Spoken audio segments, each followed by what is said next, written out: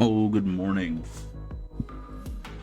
Very excited about this morning for a couple of reasons. One of which is spoke to the client last night, and as I mentioned in the pop-up, got some really nice feedback. I was really hesitant about it because I realized that I'm putting a lot of work into this, and the amount I'm charging is not reflective of the work that I'm putting in. So I'm not raising the price on them because we already agreed on a price, and I don't feel like that's fair. But they mentioned that they're absolutely floored by the quality of the work and communication and whatnot. And so when the Lion comes out, if the Lion comes out, they're definitely coming back to me for, you know, oh well, for another job, which is really nice. And I mentioned that, I'm definitely going to raise prices, so be ready for that if you do decide to come back to me. And the client said, you really should. I was going to suggest that because for the quality of your work and of your customer service, you are definitely undercharging. And so now I feel pretty good about that. Um, the other reason I'm happy is a couple things just finished printing. And to me, they're neat little things. They're going to be little like Valentine's Day gifts and the like for some friends and family. And I'm really excited to A, paint them, and B, help a friend paint them. I mean, like, look at this little dwarf lady. A moment. Look at this dwarven paladin. She is so cool looking. She got her huge friggin' hammer. This is from Epics and Stuffs, who I'm thoroughly impressed with their minis. They're really solidly built. They're really cute, and they kind of show you everything. They've got such great visual language. Look at this dwarven wizard. He doesn't even need to be a dwarven wizard. He could just be a hefty wizard. Because, everyone deserves to be represented, all shapes and sizes. And so seeing him and just seeing how friggin' neat he looks just makes me so incredibly happy.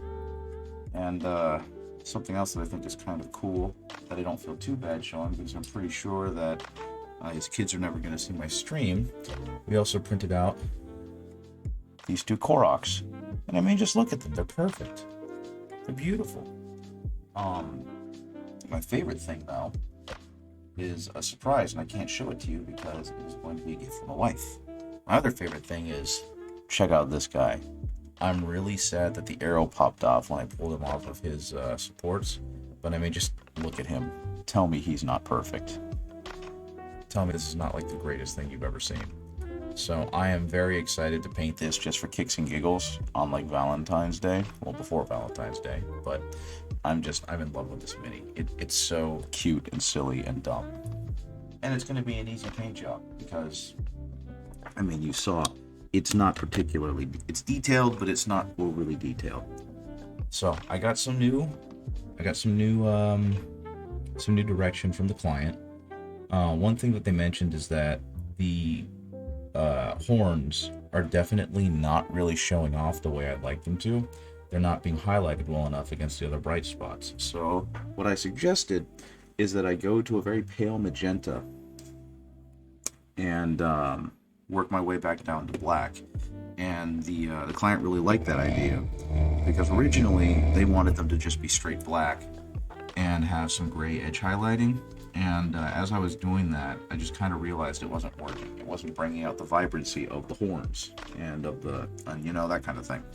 So what I'm going to do, sorry about the shaking, I'm using my paint agitator. What I'm going to do is I'm going to go to a very bright teal and then work my way back down to a very dark purple.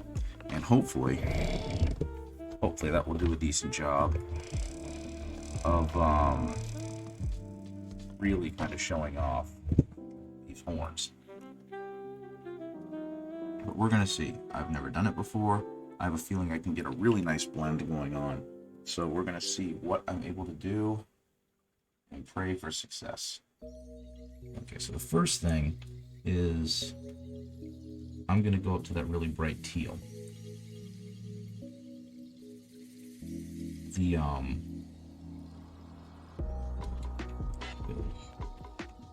I got a decent amount of water in there on accident, and that'll be fine. But the biggest problem right now is that even though it is very clearly edge highlighted, it's not bringing enough to the table. We're not seeing enough visual interest in there and enough contrast from the much darker colors around it, and so it just kind of blends together, which in my opinion doesn't look that great. So we're gonna go ahead, or I'm gonna go ahead, I'm gonna see what I can do about bringing out some more brightness into this thing. I want to go almost to a white, and so I'm going to take as much white as I can. What I probably should have done is just added the white to it, or added some bits of the purple to the white. Instead, I just made a big goof. I added the white to a large blob of purple, so I'm getting many different shades. But that's okay. Live and learn, right? So let's get this up as pale as I can comfortably get this to.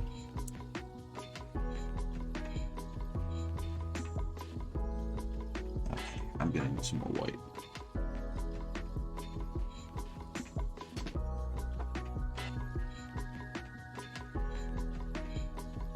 Some there, get some over there. And then hopefully before I run completely out of white, Mishap is going to start stocking Scale 75, and I can buy my new whites and blacks from them instead of having to go back on Amazon. Okay, that is an incredibly pale color, and that's exactly what I'm looking for. So let's take that and let's do an example of this. Let's go ahead and go about halfway, paint over this with this this new pale pink, white, whatever you want to call it, lavender. Let's go ahead and paint that up, and then I can transfer it over to a mid-tone after I'm done. Yeah, that's coming across as almost white, which is really funny because it's actually a very pale pink lavender. So we're gonna see how well I can translate this back down into a darker color once it all dries, because that is kind of the plan. I'm eventually going to go back down the wheel back towards a dark purple black.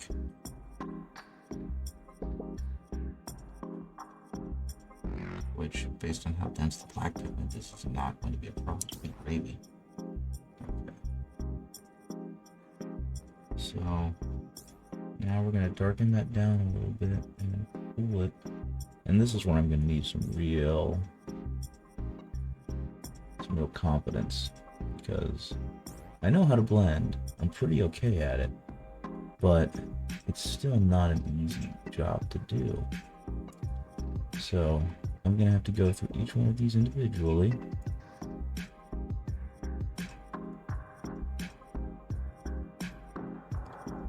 And really give it some gentle attention. Okay. I suppose what I really should do, after taking only a smidgen of it, is go ahead and hit it, then move on, because the longer I play around with it, the more I'm going to displace it and leave smudges. Hopefully I've got it light enough that it's going to have a smooth blend, and I won't have to worry too much about it being chalky. Yeah, like there I almost got it. There I almost got that bright feel that I want, but I wasn't quite there. So they're all going to get blocked in with this very obvious white, or this very obvious pale color. And then once that clears up, once that kind of dries back down, I can blend back towards the incredibly dark color. And I don't have a whole lot of room to do that, so my blending is going to have to be very, very, very subtle.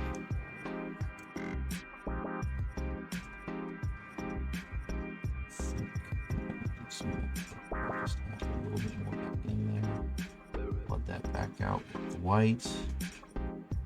It's be like 90% white, 10% purple.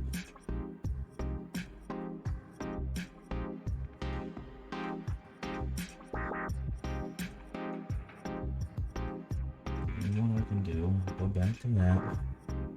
And very gently, just kind of a soft blend. And hope that it's going to be enough, because this is going to probably take multiple layers of it. And actually, I can probably go up pretty high on the tip of the talons.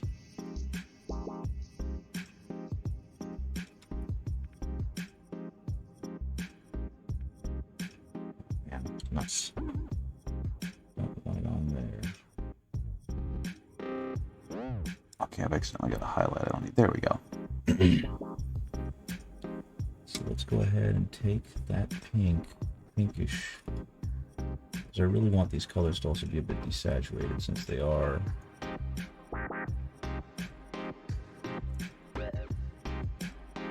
going on a bone. It's essentially a bone, right?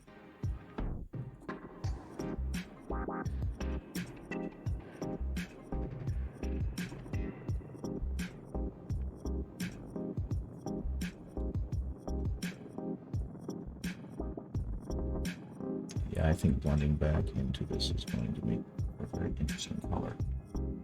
The only problem right now is I accidentally watered it down a bit too much, and it's not really giving me anything.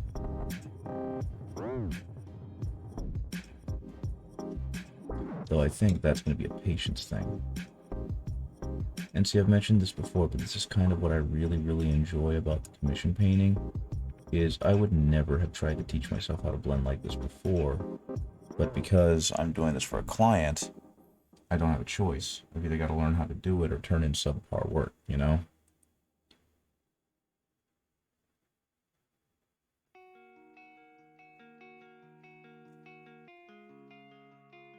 And I'd rather not do the first thing.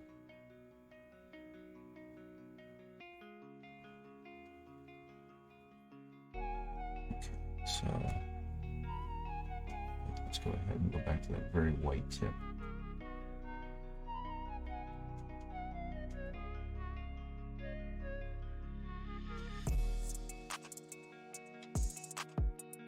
Same thing on the talons, go to a very white tip.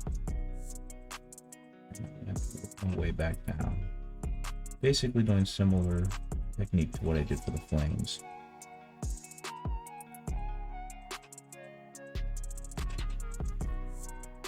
Hopefully I'll be able to hit some of these harder to reach spots. Let's go ahead and do it for the claws too, because the claws are suffering from the same problem, which is really unfortunate because I like the claws, but there's not enough contrast happening. And I feel like the only way I'm going to get that is by starting with a considerably lighter color and working my way back down to a darker color. Thankfully, the client is in no real rush to pay me right now, which was something we both agreed on. They were expecting it to take a little bit before they could pay me in full. So I'm going to take advantage of that, at least this time, to practice some painting techniques that I need to refine. They also gave me some advice on the cables, which is going to make the cables really pop. They want it to be a light green. They want the cables to have like a really sharp contrast. On the original model, I'm pretty sure they're red, and they wanted the red cabling called green to really pop against purple. And I didn't even think about that, but I think that's brilliant. So I'm excited to get to work on that once I finish all this stuff. Right now, my main goal is to just block in all of the tail bits and all of the horns, and eventually get those into a really nice blend. So hopefully it'll turn out okay and it'll look good. I suppose we'll find out very shortly.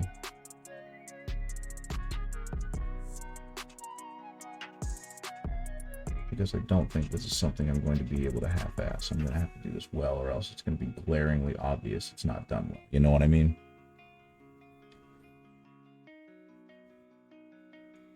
So let's go ahead. Catch all the spots with this incredibly bright color, knowing that it's only going to be at the very, very tip.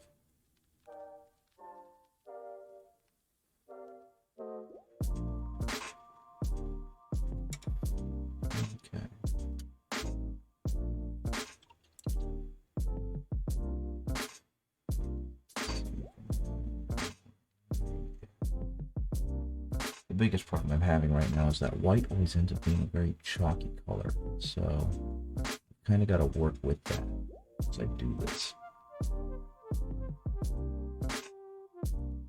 Just the knowledge that as it dries, it's going to dry chalky. So hopefully the addition of the purple will help mitigate that a bit. Okay, what else?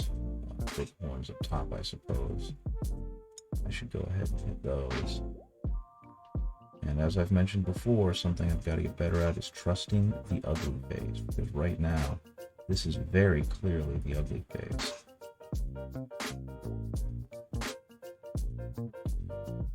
That's okay. The horns next. Go ahead and hit the horns, particularly the tip of the horns.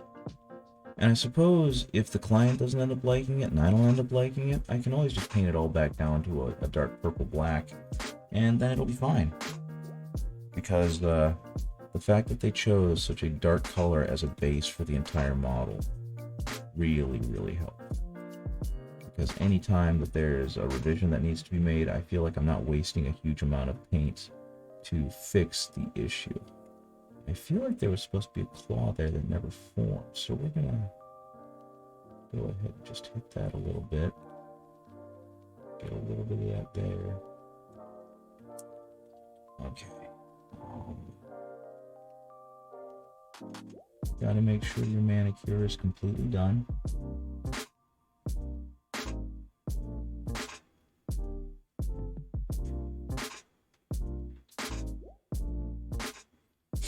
Now I suppose, and actually, on some of it, I can go ahead and use a dry brush and just kind of dry brush a transition between the three colors. So I'm going to pull a little more purple, and I'm going to mix it with some white really quick, because I'm looking at the spines on the tail, and I really don't want to have to blend all of that individually, because that's a lot of work for such a small part, right? So what I'm gonna do is I'm gonna blend kind of a darker teal or a darker lavender to try and get that mid-tone between the dark purple and where I'm gonna go. And I'm gonna dry brush it on. And then once I have that, hopefully, it's going to be light enough to really show up. Let's find out. Something's definitely coming up, but I don't think I have the paint. So let's go ahead and mix a little more white in there.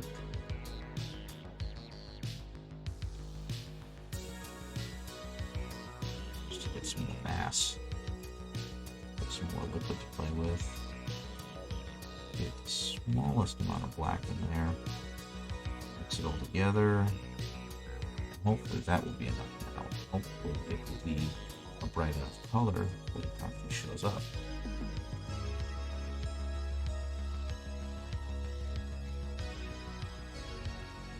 Yeah, I think that'll work. So we're gonna go ahead. Yep, there we go. That's exactly what I wanted.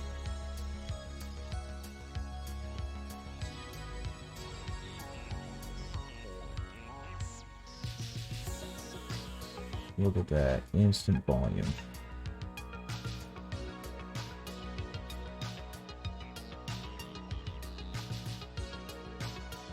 So it still retains the black base, but very clearly becomes darker, and that's really good. A little bit more white in there, mix it in further, so the color's even brighter. I'm gonna hit it again. Hopefully hitting only the very tips. And even if it's not a massive difference, you can still kind of see the transition I'm going for. And to be honest, that's probably something I could have done across the entire mini, but didn't think about it till now. But I don't really think I have the space to do this, because otherwise it's going to start to become a lot of different spots. So I'm not going to try and do that. Instead, I'm going to go back to the blending that I was working on. We're going to make it really watery. So we're going to go ahead and continue blend on the different parts of the mini. Hopefully, by going across it in like a conveyor belt form, I will give everything enough time to dry, and I won't keep teasing it like I always do. And that will give it time to really set up. And then I can go back afterwards and just blend everything back again, right?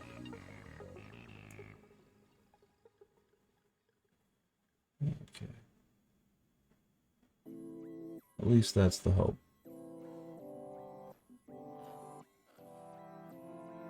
Leave only the very tips white, and then work my way back into a much clearer dark purple.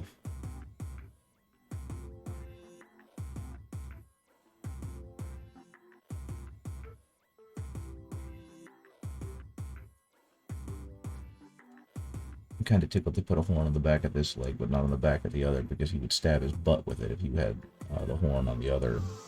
Oh no, it is there. It's just almost stabbing his butt. That's okay. No one's going to see it.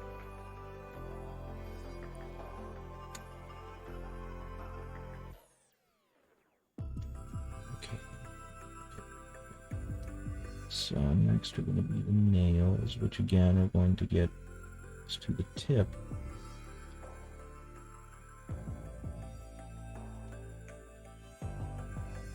Because we don't want a whole lot of the actual white in there. We want there to be a transition.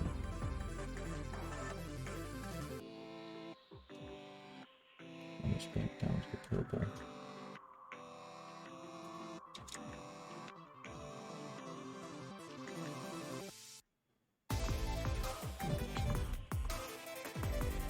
Again, most of this is going to end up getting covered by the next layer. I'm going for a very, very sudden transition from like the hotness, the brightness of the white at the tip of the horns, of the claws, down to the dark purple very quickly. So a lot of the space that right now is becoming pink is going to end up getting even darker as I continue doing this. So hopefully that'll all look okay. Let's see.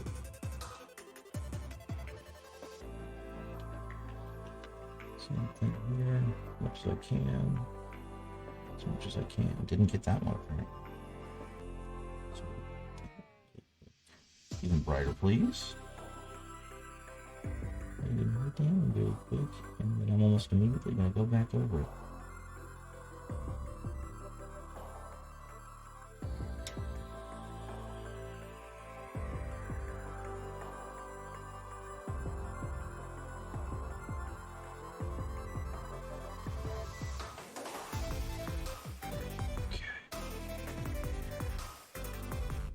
Because we really want there to be a stark contrast between like light and dark on this mini.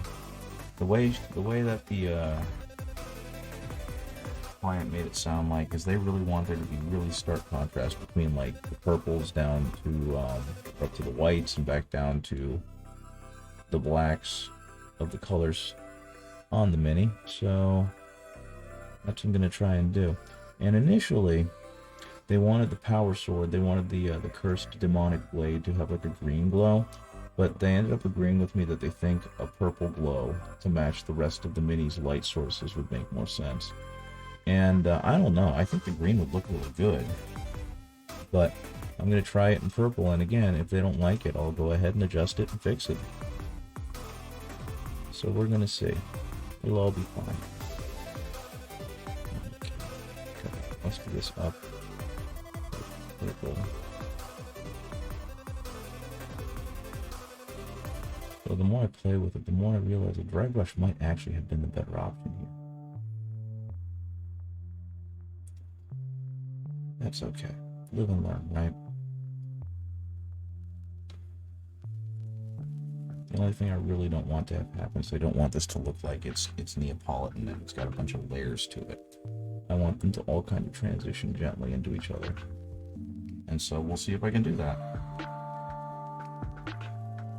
I feel like the way I'm going about it's a little slapdash, but we'll see.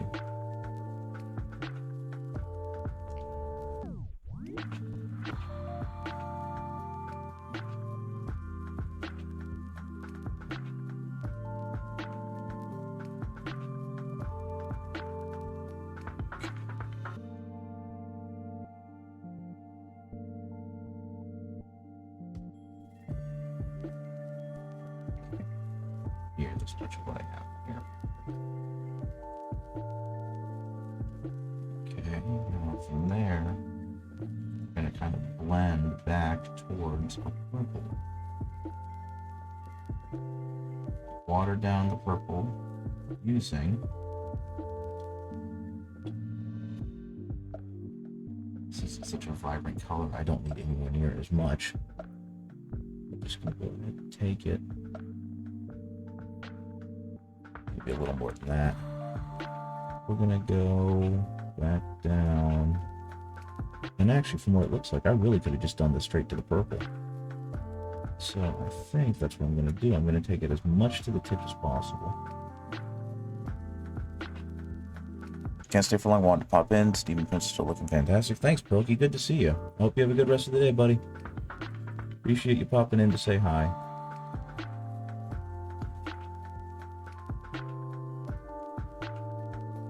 Hope that you end up with having a very good, fun Sunday.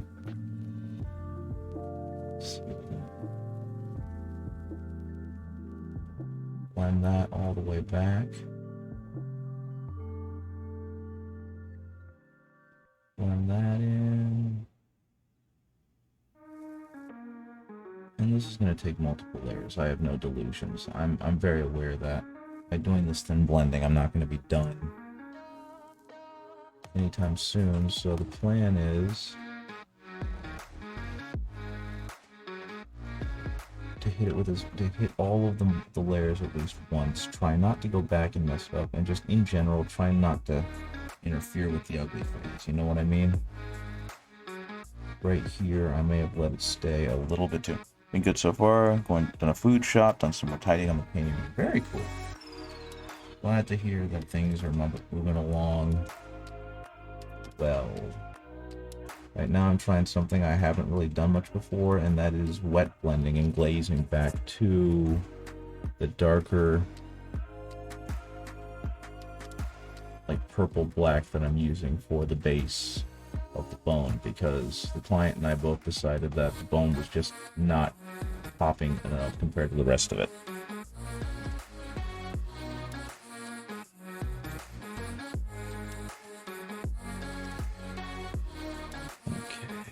Is that gonna do it?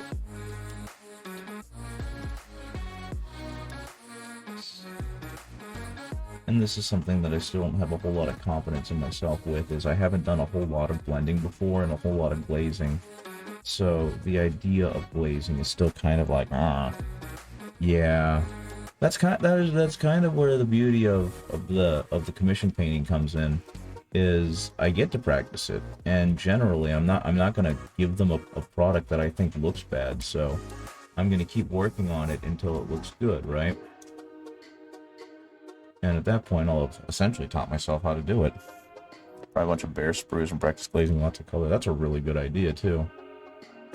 I mean, something that I think should help me if I would actually get around to doing it is I have a whole ton of leftover Space Marine heads and Sororitas heads and the like. And there's no reason why I can't practice on those things. I've honestly thought of taking some of the heads on there and priming them up and just practicing painting them, so I can practice some of the painting techniques for the faces and the skin and whatnot. So at some point, I will actually get around to doing that. But I'm getting to a point where I just don't have time anymore because I've got to practice painting faces as well as spares. Yeah.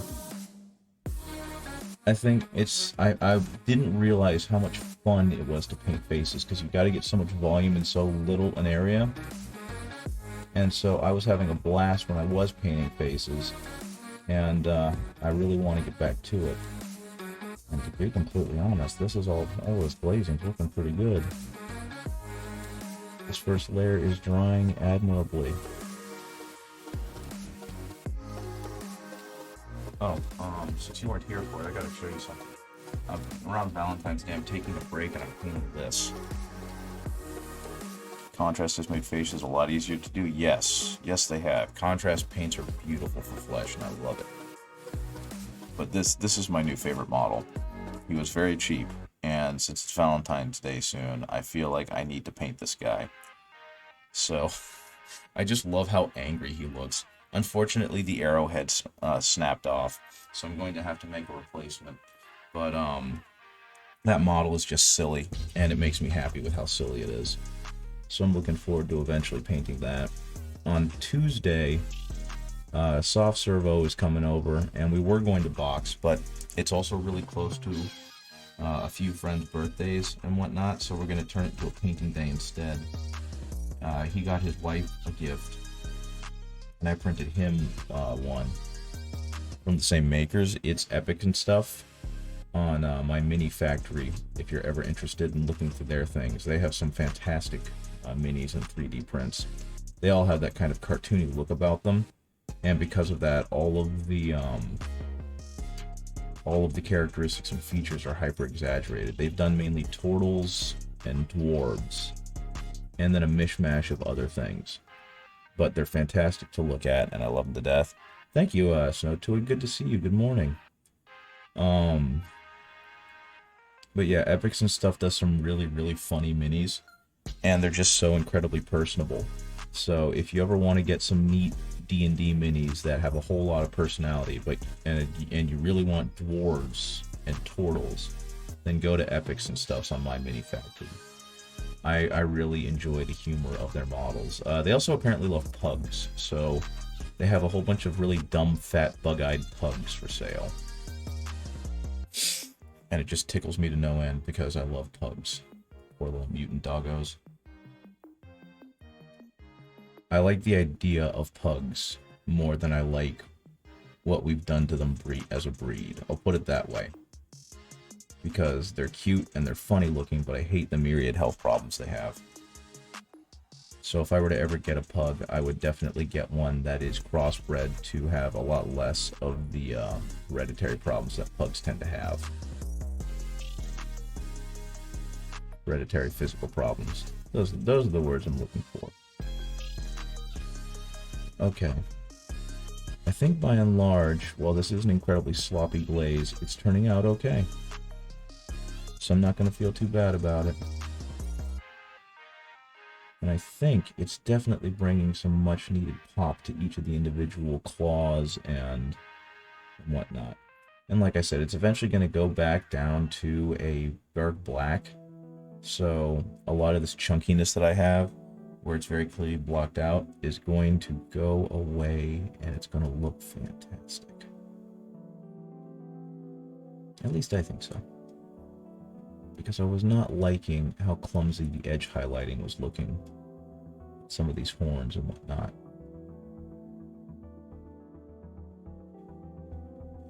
People are breeding dogs to be healthier now. Yeah, exactly. Like I don't know if I'm pretty sure I've shown pictures of my bulldog here, but I've always wanted a bulldog. I think they're funny animals, and I think they're just beautiful in how ugly they are.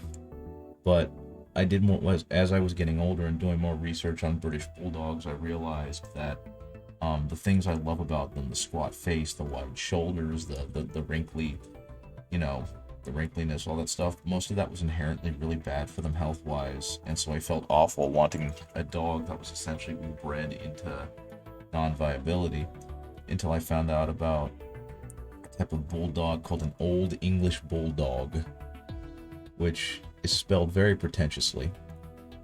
But what it turned out was that back in the 70s, some breeders realized that bulldogs were basically going to become a dying breed. They cannot mate without human assistance. They can't give birth without human assistance. They obviously have all the health problems. And so they realized they can't keep going like that, that they were just going to kill off the breed with that kind of, malicious negligence. So they started breeding together pit bulls and bull terriers and bull mastiffs and English bulldogs and British bulldogs until they came up with a line that was far more healthy. And they decided to call it the Old English Bulldog, which, let me show you the spelling, because it's very silly. It is Old English Bulldog. And so that version of the Bulldog is considerably healthier. It's got a longer snout, it's got wider hips, it's got narrower shoulders, it's got a neck.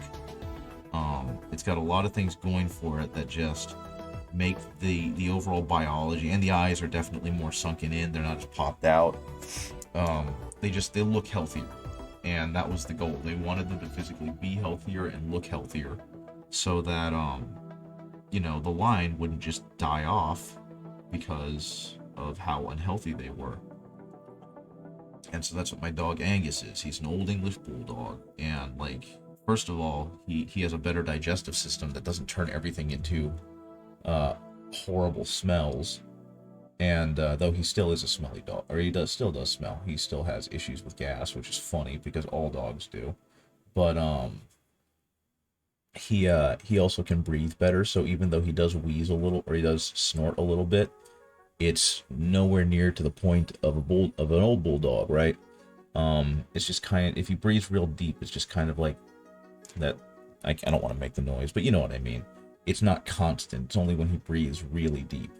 He can definitely go out and be out a lot more than most other bulldogs of the same type or of similar type. He's just overall much healthier, and that's exceptionally pleasing to know. He's 9 or 10 years old now, and while he is starting to show some signs of aging, like he's getting some benign tumors, fatty deposits and the like, he's still considerably healthy. He still can play like a pup. He's just also really lazy, so he gets tired quickly, which is adorable. But so he'll have like 10 minutes of high activity, and then he'll be like, okay, yeah, I'm done, and he'll go lay down. He likes to play keep away with his toys, so he'll walk up to me and stare at me, and if I make a move towards him, he'll try and run off. And he'll do that a bit, and then after about 10 minutes, he'll just decide that's enough, and he'll lay down and start chewing on his toy. And then he'll just stare at me like, what? I'm done. I said I'm done. Leave me alone, Dad. It's chew toy time. And so it's really cute watching. This is actually turning out really good. The wet blending is working nicely. Not the wet blending, the glazing. Wet blending is a different animal that I can't do. But the glazing on this is looking pretty fine. And once again, Ben Repaints has leveled up. He's taught himself a new skill.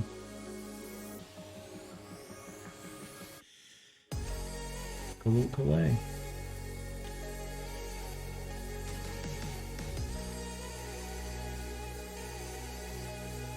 Hopefully, the client will like how this looks, because I think it looks freaking awesome. Okay. I still want most of the talons, most of the horns to be dark black, dark purple, or whatever. But I want there to be a smoother transition between light and dark than the edge highlighting is giving me. So that's the whole point of this, is just to gently go from the lighter colors to the darker colors. And that's what this glazing is giving me. And really all I'm doing here, if you're curious what it is, I'm just really watering down the color and making it overlap just a smidgen. And that's doing enough to really kind of overwhelm the previous color and create a smoother blend. It's kind of like putting a wash on, or a shade on, or whatever you want to call it. It's really helping, bring out the,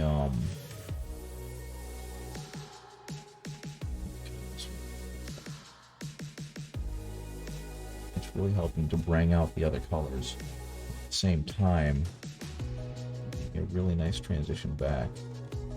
There we go. That's a much better look. So we're gonna drag the brush away from the source. Hopefully, I can do a better job of it.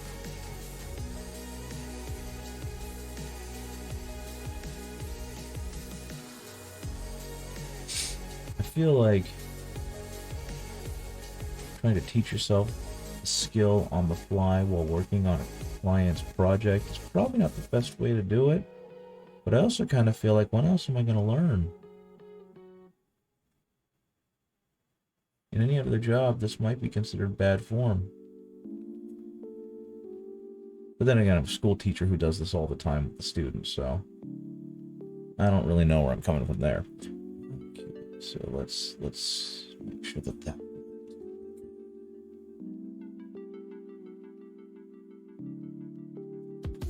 Now, I do suppose that the blends are not the smoothest in the world, but I do think that I'm doing a pretty good job of making them look consistent and good.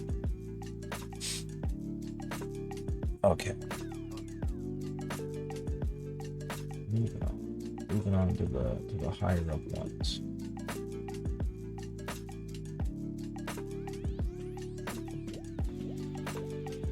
This took considerably less time than I thought it was going to. I was expecting myself to have to slowly blend everything together over a period of hours, but it seems to be moving along nicely, and I can't complain about that. I suppose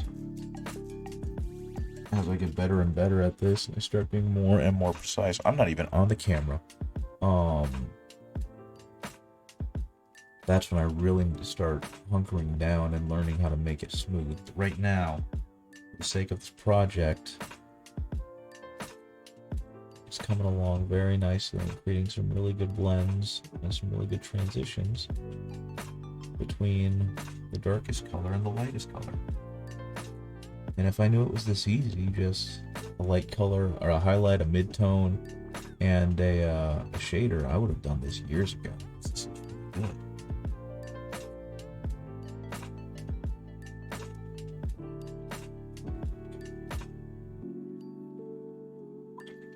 See you later, Pilkey. Thanks for showing up. Thanks for popping in. Hope you have a great rest of the day, buddy.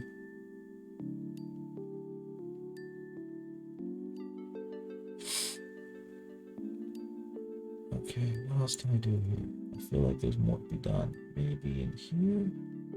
Yeah, let's go ahead and throw that in there to really sell the effect. And I need to get up here? I can't even tell. Yeah, that looks a lot better than I was expecting it to. Again, this side, I like. So go ahead and do it one more time. Get that transition down. Another fun thing, well, at least it's fun to me because I'm a homeowner now. Another fun thing I'm going to do today is help my wife pick up some flower beds because she's got a ton of plants that she wants to plant. That's something weird. You know what I mean. She's got a ton of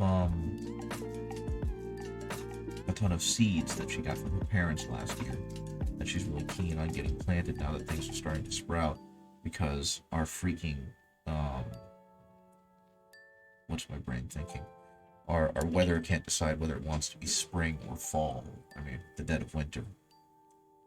Because we've had temperatures in the 60s Fahrenheit all the way down to the 20s Fahrenheit. And for a quick 65 Fahrenheit to Celsius, that's about 18 degrees Celsius down to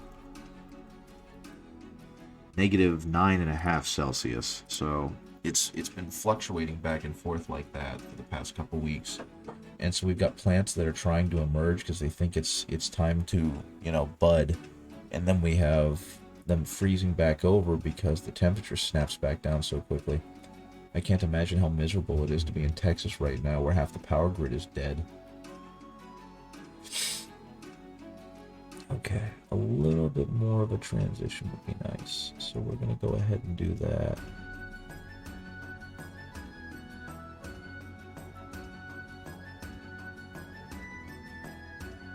Okay. Whoops, did I no, that was flesh. That's meant to be flesh. I was like, oh my god, I accidentally messed up that whole part of the skull. But no, I just painted it with that pink to be an undertone for flesh. Okay. So how have you been doing, Snowtwig? What's been going on with you? How has your life been going?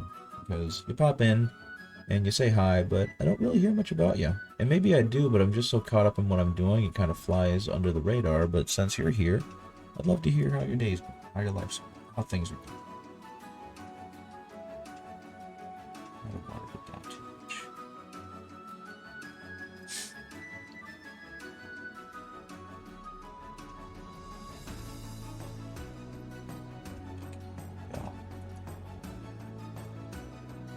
I also need to get back in contact with Tabico because the STLs that he sent me are way too tiny, and even magnifying them and multiplying them by size, it really leaves them very kind of clunky looking. And so I got to make sure. And a lot been happening trying to upgrade my GPU, but it's giving me a headache because it won't fit my case. That actually happened to Soft Servo. When he upgraded his computer a couple years ago with his brother, who's a tech guy, he upgraded everything except for the GPU. So it was an older one, and it worked fine for what he needed it for, which was basically just doing work and school conferences and whatnot. But then Darktide came out, which, I've talked about a few times, and as kind of a loan, I really wanted to play Darktide with him, so I offered to buy him a GPU, and once he had the money for it, he could pay me back.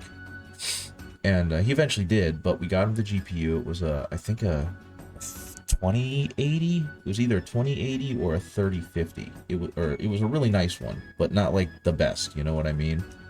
And we got it, and we were trying to fit it in his tower, and I had completely forgotten that he had gotten a compact tower because he really liked the use case of having a smaller, more compact tower. So we couldn't fit it in the damn thing, and he ended up needing a bridge, which he also bought. Like he knew it was going to need a bridge, so we bought one with it. And so he just kind of has the graphics card sitting outside the CPU on like a block of wood, which I find very funny.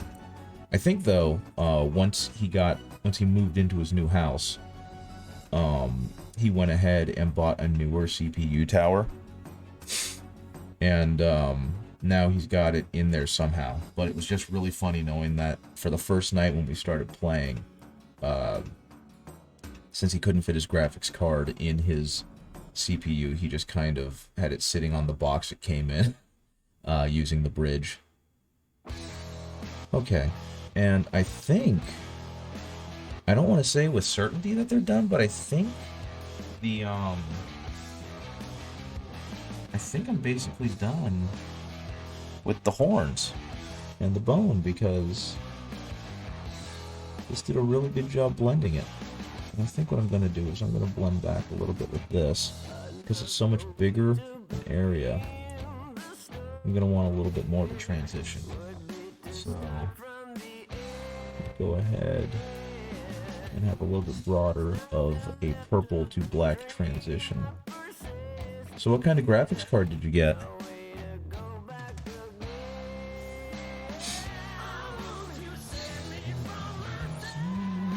Yeah, what kind of graphics card? I'm curious. Was it a 3080? Was it a 2060? Was it one of those monster 4-somethings? You like the color contrast? Me too. This was... I figured that since it was Slaanesh, I was going to need to do something like this. But it was really the client's idea. And it kind of... They initially just wanted it for the flames. And... I realized that it looked really good. An RTX 3070 Ti. That is a monster of a graphics card, and I wish you the best of luck. That's the kind of card I eventually want when I rebuild a PC. I have one. My wife has a PC. She's the one with the desktop in the house. I got it for her with a tax return we got a couple of years ago. And I realized that A, I didn't have a functioning office, and B, I didn't really have a use for it because I got myself a fairly nice laptop, and I think we've talked about this before.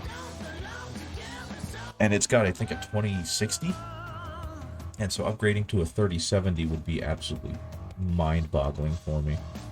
Though to be honest, I really want one.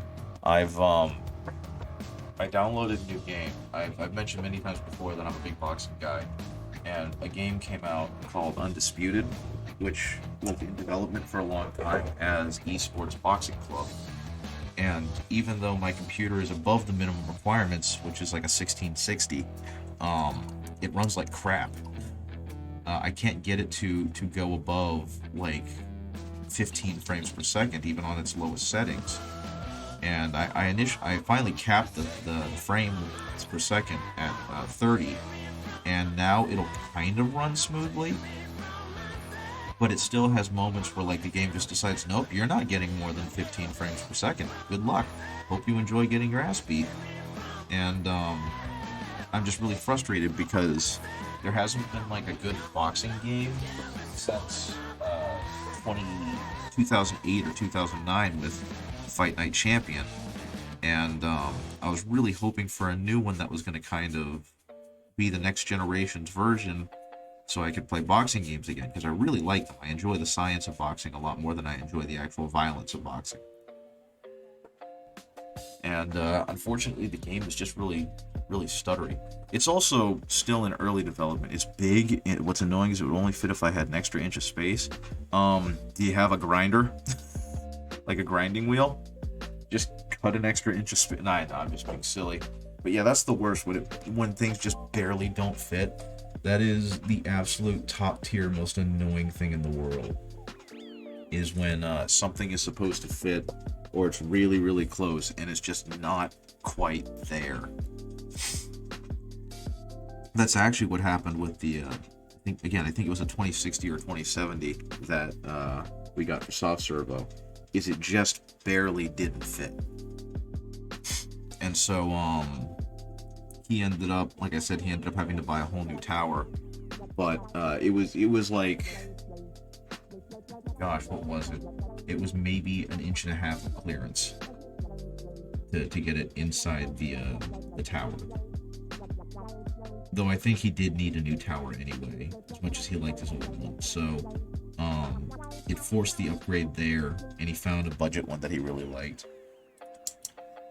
But yeah, that really sucks. Have you thought of getting a bridge just as like a temporary? Hey, AK Former, how's it going? Good for me, morning. For you, I'm not sure what time it would be. I talked to the client last night, and they mentioned that I mentioned to them that I think the bone doesn't have enough contrast. It's just kind of black. So I suggested having it go from like a white tip back down to the black. A bridge was the thing. Yeah, bridges. I didn't know about them either until Soft Servo started talking about them. But what it is it's really just an extension cable. You plug it into the port, the PCI port on the CPU, and then you plug the other half into the graphics card, and it allows you to just kind of put the graphics card not in the CPU. It's literally just an extension cable. And I know that they make them because I got one for Soft Servo.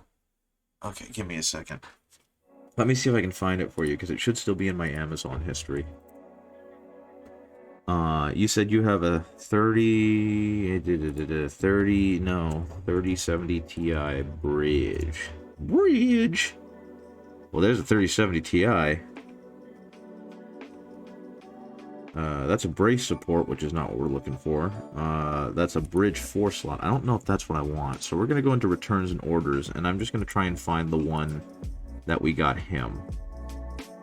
And it's definitely not going to be the one that you need, but at the very least, it'll give you an idea. Yeah, here's the Asus ROG riser cable, high-speed flexible extender card extension port, blah blah blah blah. And I think it's not card specific. It's just an extension. So I'm gonna pop that in chat, and hopefully that helps. It's about 50 United States dollars. I have no idea how much it's gonna be elsewheres. But it was a nice thing I didn't realize existed. That's gonna help him. That helped him play or install it into a smaller CPU tower. No problem. So yeah, I noticed that the sorry, my brain just farted out on me.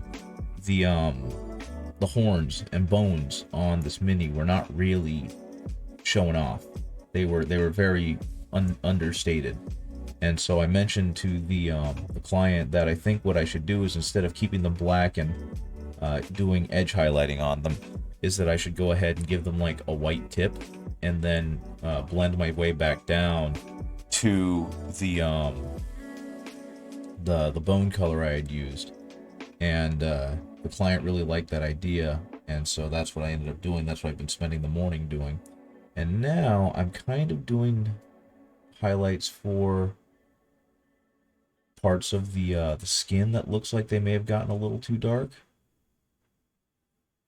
And hopefully that'll bring back out some of the volume of this mini that's been lost by just it all being very dark. Because I know that the client really wanted some contrast going on. They really wanted some brightness, which they're going to get with other things. But I feel like there's no reason why I can't do that now here as well as kind of a prep step.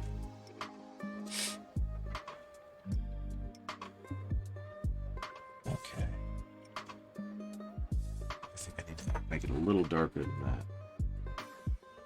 In about 20 minutes, I'm going to have to get going. My wife and I go to church on Sundays, and it's about a 15-minute drive. Are you going to paint the base with similar colors? I don't know. I don't think so. Personally, and this is something I'm going to talk to the client about, I feel like there should be a sickly aura coming off of the Demon Prince. Since the Demon Prince is a powerful psyker being or warp being, there should definitely be a corrupting influence for them, right? And so what that would mean to me is that there would be like a purplish aura surrounding the Demon Prince.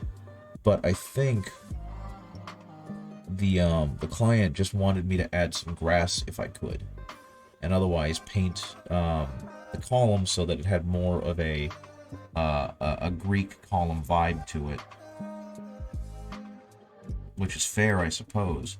But I feel like I could do some really cool object source lighting of the whole thing. You know what I mean? Where it just has this great, like, sickly purple aura coming off of it and emanating forward and kind of spilling out onto the column and onto the rock and onto the cobblestone and all that stuff. So before I do anything with it, I'll talk to them. I've been in regular communication with them, and I was really tickled because they mentioned that that the communication, the speed, everything has been absolutely top notch, and they're super happy with the service. And that if the Lion actually does come out in 10th edition, like he's rumored to, that they are most definitely going to hit me up for another commission. I was like, cool, repeat customers, that's great. The only issue is that I definitely undercharged for this, and so I hope you're not expecting me to pay you the same amount, or to charge you the same amount for a model like the Lion. And that's not how I put it. I told them to be warned that my commission price for this tier of painting is definitely going up. I'm not going to stay at the current commission price that I gave them. I'm going to honor this one, but then it's going up. And they went, I would hope so, because I was actually going to talk to you about that you are severely undercharging for the level of quality that you're giving me. So that was really encouraging to hear. I always worry about raising prices and the like, or giving them too high an estimate, because I just feel like I'm going to be met with resistance, because people are always looking for a deal, and they can't get a deal if the person is charging, you know, what I would call a fair price. But I've also got to remember that not everyone I'm going to interact with is going to be stingy in that way. They'll recognize quality when they see it. And while I do have some certain self-confidence issues about my skill level, I've reached a point with this where I know that I'm pretty good at it. So yeah, that was definitely life-affirming, and it was very nice to know that someone believes, client believes that I deserve to be paid my worth. I think I don't really want to individually. Actually, no. Do I want to do that? I think I'm going to do that. I have a massage that I need to answer real quick.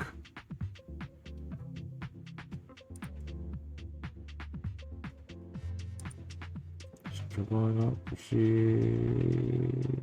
Okay. I wish you would load faster.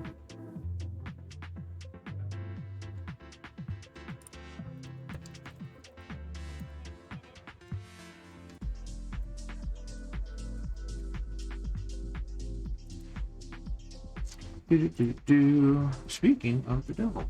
Okay, so what I'm going to do here, I always get worried about dry brushing. Dry brushing used to be like my favorite way to finish a model because it was quick and easy and really brought some volume.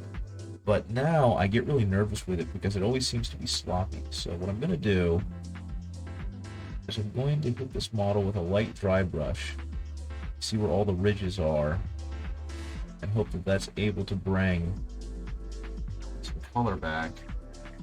Tail, which seems to have lost a lot through the wash that I gave it, which is absolutely fair. And that way I don't have to work too hard on it. There's that.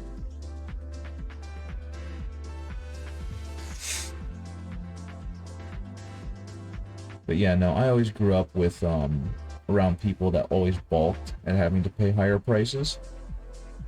And so the idea of being paid my worth is always like, that's never going to happen. You're just going to have to negotiate to the closest that you can get for your actual worth. And it's like, okay. Unfortunately, I don't really have the confidence to do that. It always just feels like I'm either bullying or being bullied or whatever into a fair price, and I just don't have the self-confidence to really stand up for myself like that. But thankfully,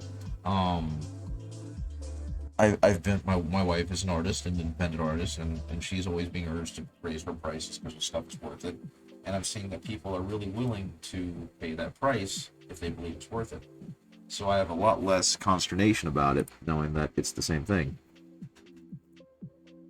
Oh yeah, I forgot, he lives closer now. So I just got a message from Soft Servo. He is going up to West Virginia to visit his brother, and so I'm going to be feeding his dogs. He has really funny dogs. Have you guys ever been around Chihuahuas? If the answer is no, I'll say A, lucky, and B, you really should. Chihuahuas are great. I used to hate them a lot. I used to think Chihuahuas were nasty little rat dogs that deserved to be punted, which is really a cruel way to look at it, but they were just, every Chihuahua I had ever encountered when I was younger was mean and yippy and would just bark at you while running away, which is like the most frustrating thing in the world because it's annoying and you can't stop it. But as I've gotten older, I've realized that having an enthusiastic and gentle aura and knowing how to deal with them is a far better way.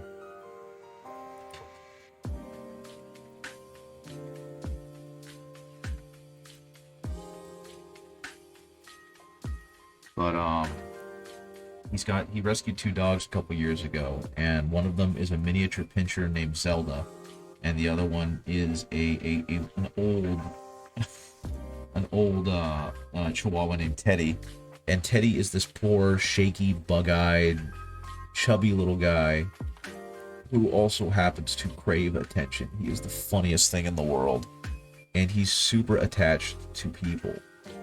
We house sat him for a little while, and Teddy just needed constant validation, and not in like a bad way.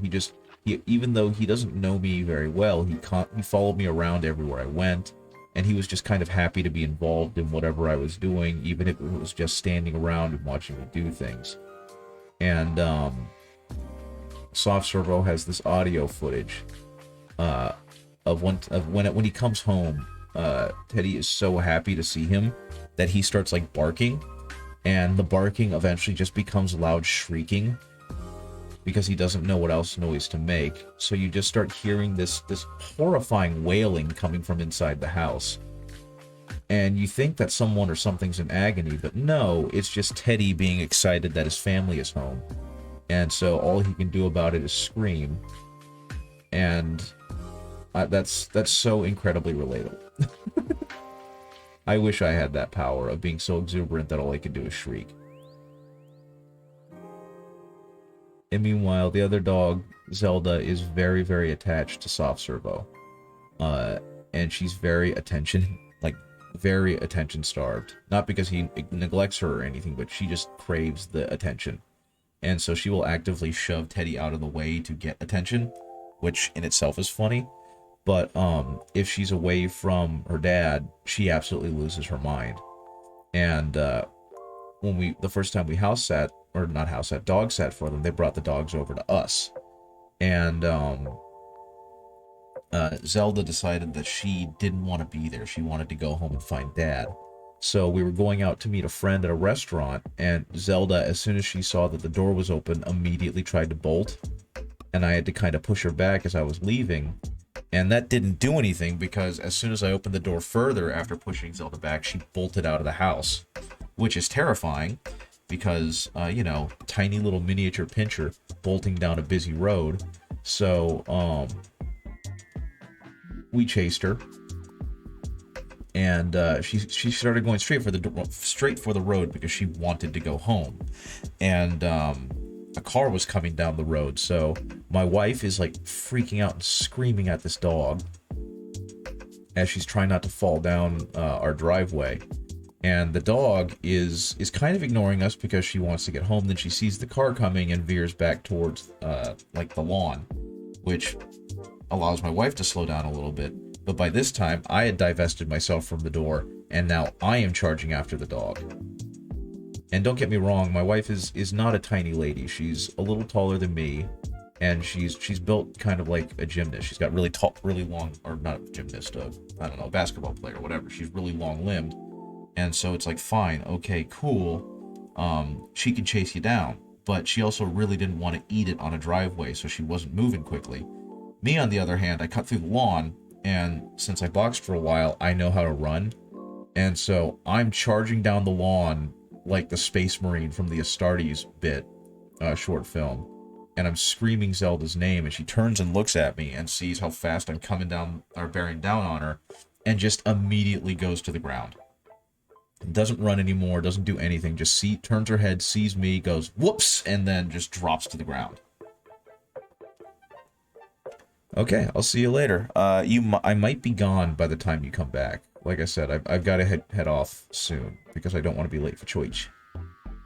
So thank you for being here, and if you're not here later, then I'll see you later. But yeah, that poor dog. Wasn't mad at her at all. She was just following her instincts, which was go home to dad. But definitely was not a super fun experience. Okay. So I think what I'm going to do here is very similar to what I did. These are gold, supposed to be gold horns, which they will be eventually, but I'm going to go ahead and put just a little bit of this brighter pink under the horns to act as a transition. And then I'll blend back down to the dark black I was using. And hopefully this will all read the same way it has elsewhere. Here I was thinking I was done with non-metallic lunch. When my dogs used to be puppies, they always peed themselves from excitement when I got home. Man, they must have really loved you. That's pretty funny. I think my favorite thing, which is both my favorite thing and one of my least favorite things, is when I first got Angus, I've always let dogs sleep on my bed, which I've heard you shouldn't let animals sleep on your bed because they think they have assertion, dominance, whatever. It's like, yeah, in broad strokes maybe, but no, he knew his place. He knew where he stood on the hierarchy. But he used to sleep on my bed. And I started dating a young lady who didn't like having the dog on the bed because he was a massive bed hog, and he could make a king-size bed. Yeah, it was cute, but I hated it, I bet. One of the things I ended up doing when I had a puppy in college was I bought a Mike Vick jersey. And this was a couple years after his whole thing. But I bought one of those jerseys and for really cheap because people were trying to offload them because they didn't want to be associated with him for obvious reasons. And I put it in the dog or the crate as a as like a dog blanket / pee pad. And so my doggos know their place, warming my legs. Exactly. But yeah, actually, I forget. You're not in the United States. You're in the Czech Republic, right? So I'm not sure if you know who Michael Vick is.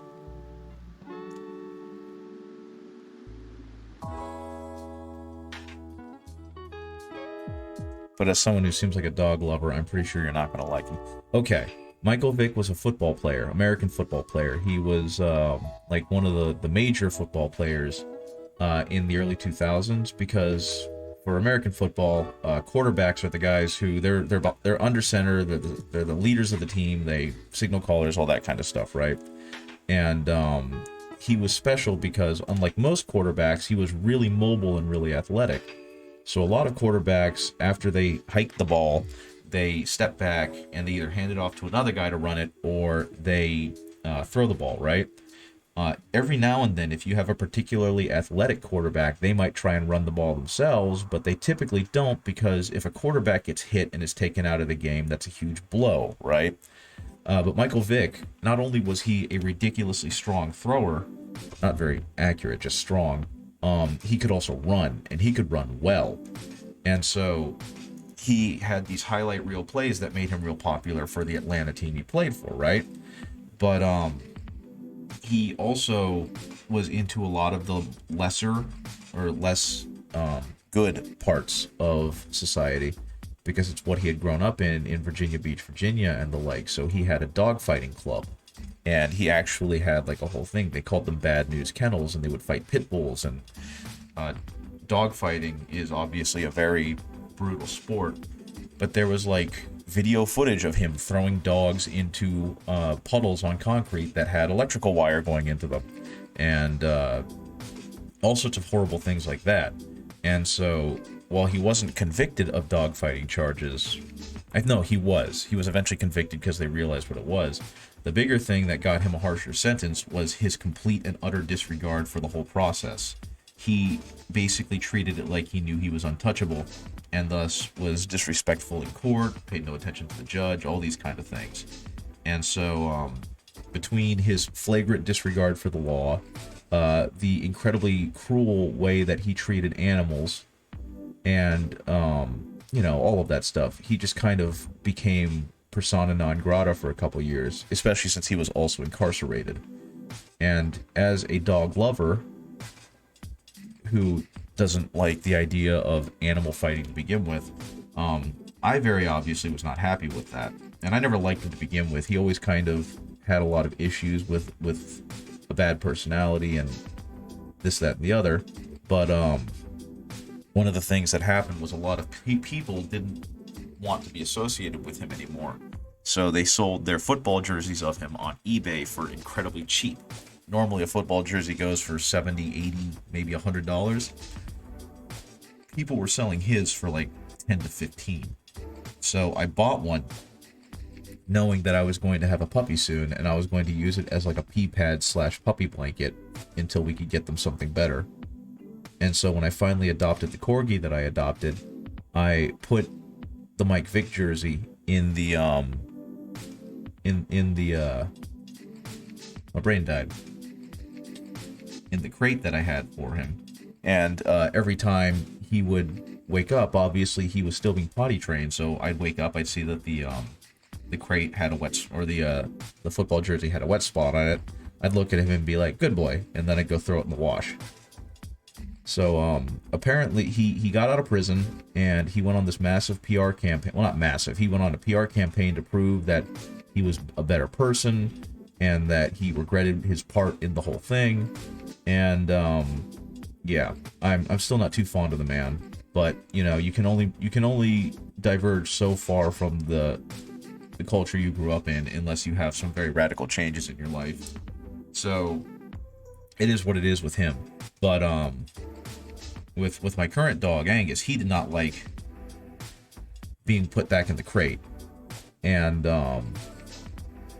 so what he would do is in the morning, if I didn't wake up in time for him, if I did not wake up at the time he wanted me to, he would start dry heaving until he spit up mucus, which I think is the pettiest thing I've ever seen a dog do. He was not actually sick.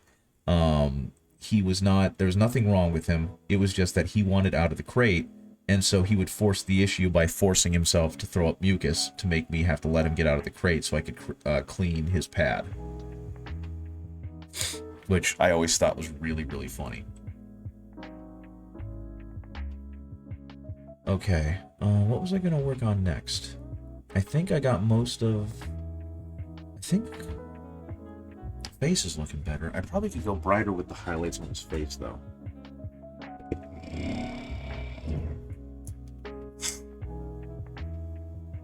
So yeah, needless to say, don't like Mike Vick. Still don't like Mike Vick. Glad he's no longer playing, and I no longer have to hear about him. And my dog Angus is smart and petty, and I love him. I think one of my favorite things he's done is that we have this futon upstairs in the office where my wife works.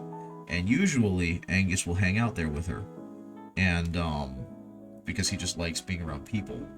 And he knows around 4 o'clock we feed them. So around 3:45 he gets very antsy and starts bothering her to be fed. And she'll tell him, "You're waiting until 4, I'm not feeding you now." And so he gets very kind of pissy about it and upset. And so one time he just kind of stalked around a little bit and noticed that she left a dice tray with a bunch of dice for D&D on the edge of the futon.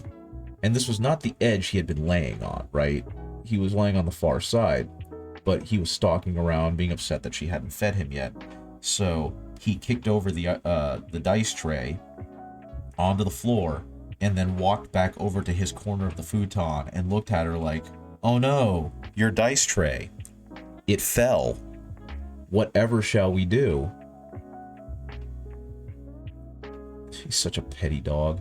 But the best part about that is she just looked at him and went, "Well, now you're going to have to wait longer because I'm going to clean up all my dice before I feed you." And so he had to sulk in the corner while she found all the dice that got knocked all over the hardwood floor.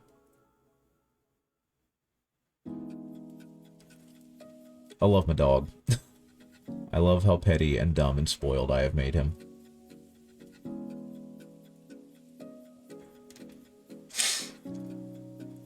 Yep. Pets are awesome. That's why I hate Mike Vick. Screw that guy. But yeah, I'm just going to keep highlighting the face a little bit because it's almost time for me to go. But until then, I figure I should do something semi-productive. Which in this case is trying to draw out some more contrast without going too bright on this Demon Prince's face.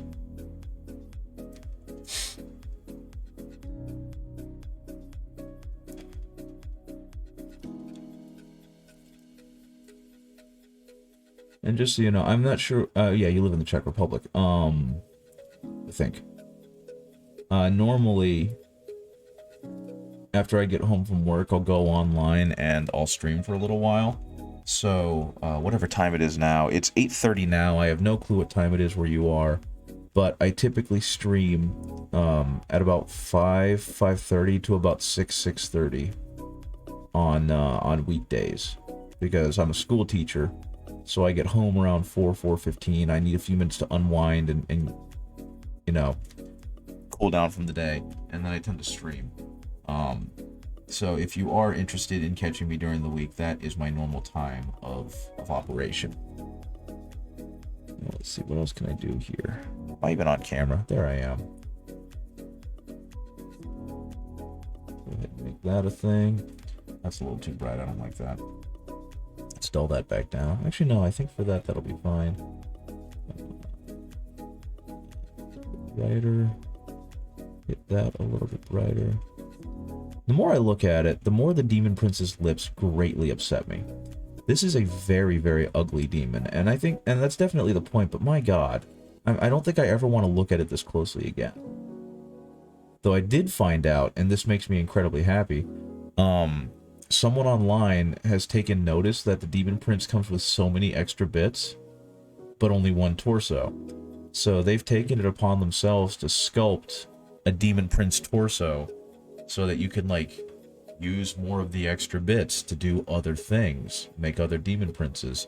So I think I'm going to ask the client, "Hey, do you have any use for the rest of your Demon Prince bits?" And if they say no, I'm going to be like, "Well, we both agree that I undercharged you a little bit. Would you mind if I took the rest of the Demon Prince bits as a bonus?" And we'll see how they respond, I suppose.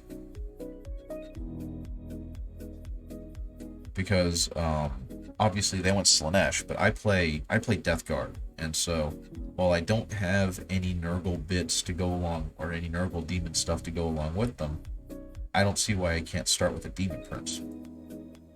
I do have one-page rules chaos or plague demons on me though. I have STLs ready to print, and I'm eventually going to make an army for that. And I forget, you mentioned that you do one-page rules, right? You've transitioned to one-page rules because you didn't like Warhammer for various reasons, right?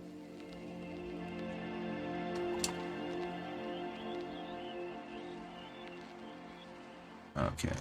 Okay, so I've started entering their painting contests whenever I can because 1.5 kilograms of good model resin is nothing to sneeze at. But so I'm just thinking. The first one I did, I printed their what's it called, Plague Soul Avatar, which, for all intents and purposes, is supposed to be their proxy for the Glotkin for Sigmar. And they went with, I don't know if you've seen their plague demons, but they went with a more myconid approach, so they're all very fungal. And I'm really happy with how it turned out because I basically made it look like a bunch of different mushrooms were exploding out of it, like different breeds. So, oh goodness, if I do manage to get the bits from her, I can field it alongside this thing. I mean, kind of, yeah. They're very much like that, but yeah. I have this model that I made pretty much for the contest, and I don't have much else to do with it. So eventually, I'll print the rest of the army, I guess. But having a demon print that I don't have to print, other than the torso, would be really neat. And it's not going to fit in clearly because instead of human rot, it's plant rot. But you know what? I'll make it work. I will say, I do love these little greeblies that are just kind of hanging off of them. And they've done so many more cool ones, like their Great Unclean One proxy. Part of his belt is just full of human skulls. And you can see, like, inside the blade, he has rib cages and other human bits in there. So, hopefully, I'll be able to do something like that soon. But we'll see. That being said, it's 8:32. I need to get going because I have a couple of things I need to do before I head off for Choich. Thanks for joining me, guys. Snowtwig, if you can hear this, I'll see you later. Thank you for being here. But otherwise, thanks again, guys. I will see you later. I'll probably be streaming again tomorrow at 4:45, 5 o'clock p.m. my time. So you'll have to extrapolate that math. I apologize, but I'll see you guys later. Have a good one. Bye-bye.